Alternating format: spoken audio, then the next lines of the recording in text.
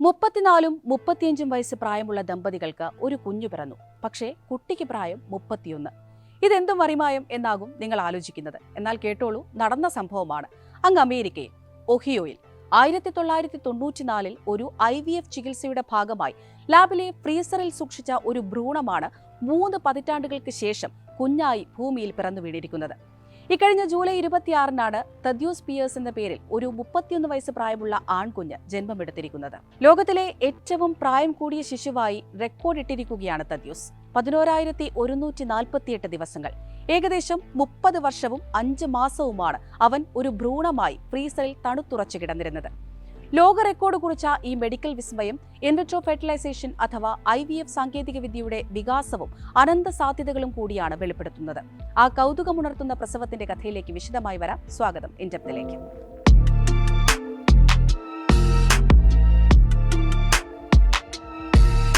വന്ധ്യതാ പ്രശ്നങ്ങൾ കാരണം വർഷങ്ങളായി കുട്ടികളില്ലാത്ത വേദനയിൽ കഴിയുകയായിരുന്നു അമേരിക്കയിലെ ടെന്നസി സ്വദേശികളായ ലിൻസെ പിയേഴ്സ്, ടിം പിയേഴ്സ് ദമ്പതിമാർ.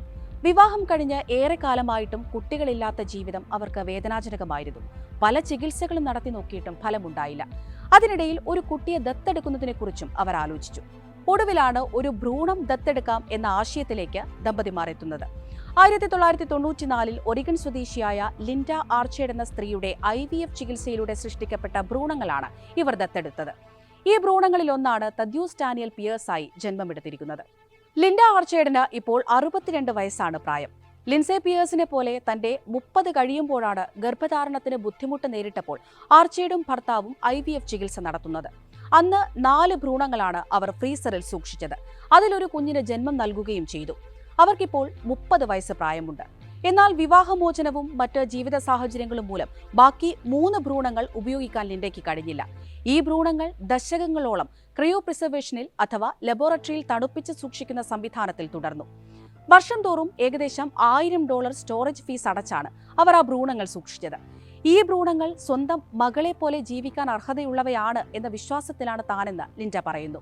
അത്രയും കാലം അവയെ ഫ്രീസറിൽ സൂക്ഷിക്കുന്നതിൽ അവർ മാനസിക വ്യതയും നേരിട്ടു.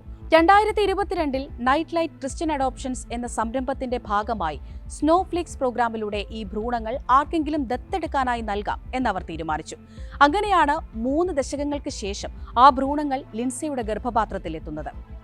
1990കളിൽ IVF സാങ്കേതികവിദ്യ വളർന്നുവരുന്ന ഒരു മേഖലയായിരുന്നു. ഭ്രൂണങ്ങളെ തണുപ്പിച്ച് സൂക്ഷിക്കാനും പിന്നീട് ഗർഭാശയത്തിലേക്ക് മാറ്റാനുമുള്ള സാങ്കേതികവിദ്യ അന്ന് വലിയ പുരോഗതി കൈവരിച്ച് വരുന്നേ ഉണ്ടായിരുന്നുള്ളൂ.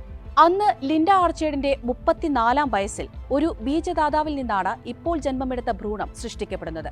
ഭ്രൂണം ദത്തെടുക്കൽ എന്ന ആശയം 1990കളിൽ തന്നെ പ്രചാരത്തിൽ വന്നിരുന്നുവെങ്കിലും വിശ്വാസപരമായ ധാർമ്മിക പ്രശ്നങ്ങൾ അന്നൊരു വെല്ലുവിളിയായിരുന്നു.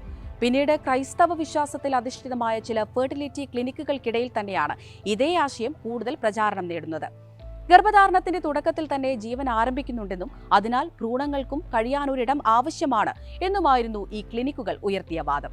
നിലവിൽ US-ൽ ഏകദേശം 15 ലക്ഷത്തോളം ഭ്രൂണങ്ങൾ സ്റ്റോറേജുകളിൽ കഴിയുന്നുണ്ട് എന്നാണ് കണക്കുകൾ പറയുന്നത്.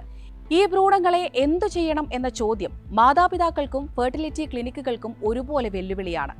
ലിൻഡ ആർച്ചേഡിന്റെ തീരുമാനവും തദ്യൂസിന്റെ ജനനവും ഈ ഭ്രൂണങ്ങൾക്ക് പുതിയൊരു ജീവിതം നൽകാനുള്ള വഴിത്തിരിവാകുമെന്നാണ് ആരോഗ്യ വിദഗ്ധർ ചൂണ്ടിക്കാട്ടുന്നത്. 2024 അലബാമ സുപ്രീം കോടതി സ്റ്റോറേജിൽ സൂക്ഷിച്ച ഭ്രൂണങ്ങൾക്ക് കുട്ടികളുടെ നിയമപരമായ പദവി നൽകിക്കൊണ്ട് സുപ്രധാനമായ ഒരു ഉത്തരവും പുറപ്പെടുവിച്ചിരുന്നു. ഇത് ഫെർട്ടിലിറ്റി ക്ലിനിക്കുകൾക്ക് നിയമപരമായ ബാധ്യതകൾ സൃഷ്ടിച്ചെങ്കിലും താൽക്കാലികമായി ക്ലിനിക്കുകളെ സംരക്ഷിക്കുന്ന ഒരു പരിഹാരം ഭരണകൂടം പിന്നീട് കണ്ടെത്തുകയായിരുന്നു. ഏതായാലും IVF സാങ്കേതികവിദ്യയുടെ വികാസം എവിടെ എത്തി നിൽക്കുന്നു എന്നതിന്റെ ജീവിക്കുന്ന സാക്ഷ്യമാണ് തദ്യൂസ് പിയേഴ്സിന്റെ ജനനം. ടെന്നസിയിലെ റീജോയ്സ് ഫെർട്ടിലിറ്റി ക്ലിനിക്കിൽ വെച്ചാണ് ലിൻസയുടെ IVF-ഉം അനുബന്ധ ചികിത്സയും പ്രസവവും എല്ലാം നടന്നത്. ലോകത്തിലെ ഏറ്റവും പ്രായം കൂടിയ തണുപ്പിച്ച ഭ്രൂണമാണ് ലിൻസയുടെ കുഞ്ഞായി ജന്മമെടുത്തിരിക്കുന്നത് എന്നാണ് clinic director doctor John David Gordon പറയുന്നത്. മനുഷ്യഭാവനകളെയെല്ലാം അതിശയിപ്പിക്കുന്നതാണ് ഈ കുഞ്ഞിന്റെ ജനനം. എന്നാൽ എന്തുകൊണ്ടാണ് ഇത്രയും ഭ്രൂണങ്ങൾ ഇപ്പോഴും സ്റ്റോറേജിൽ കിടക്കുന്നത് എന്ന ചോദ്യവും ഇതോടൊപ്പം ഉയരുന്നുണ്ടെന്നും അദ്ദേഹം ചൂണ്ടിക്കാട്ടുന്നു. തദ്യൂസ് പിയേഴ്സിന്റെ ജനനത്തോടെ പുതിയൊരു ജീവിതത്തിലേക്ക് കൂടിയാണ് ലിൻസയും ടിമ്മും കാലെടുത്തു വെച്ചിരിക്കുന്നത്. ഒരു സയൻസ് ഫിക്ഷൻ സിനിമ പോലെയാണ് ഈ ദത്തെടുക്കലും ഗർഭധാരണവും പ്രസവവുമെല്ലാം അനുഭവപ്പെട്ടത് എന്നാണ് ലിൻസെ MIT ടെക്നോളജി റിവ്യൂവിനോട് മനസ്സ് തുറന്നത്. എന്തെങ്കിലും റെക്കോർഡ് ആലോചിച്ചായിരുന്നില്ല, ഒരു കുഞ്ഞിക്കാൽ കാണാൻ വേണ്ടിയായിരുന്നു തങ്ങൾ ഈ യാത്ര ആരംഭിച്ചതെന്നും അവർ വ്യക്തമാക്കുന്നുണ്ട്.